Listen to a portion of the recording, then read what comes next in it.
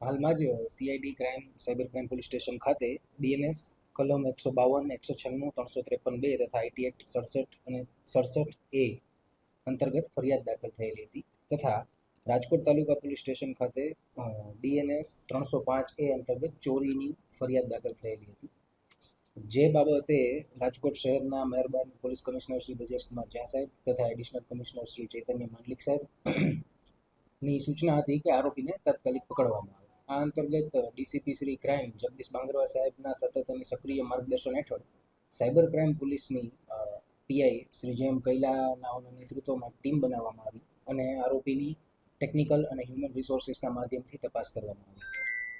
આ તપાસ દરમિયાન ટેકનિકલ સોર્સિસનો યુઝ કરતા આરોપીની ધરપકડ કરવામાં આવી અને ત્યારબાદ તેના વિરુદ્ધની કાયદેસરની કાર્યવાહી કરવામાં આવી છે.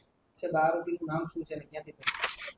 આરોપીનું નામ આસિફ હનીફભાઈ કુંઢા છે, જે 20 વર્ષનો છે અને તેની ધરપકડ હૈદરાબાદ ખાતેથી કરવામાં આવી છે. સાહેબ, પાછળનું કારણ શું હતું? સોશિયલ મીડિયામાં વિડીયો બનાવવા પાછળ કોઈ સસ્તી પ્રસિદ્ધિ કે કોઈ?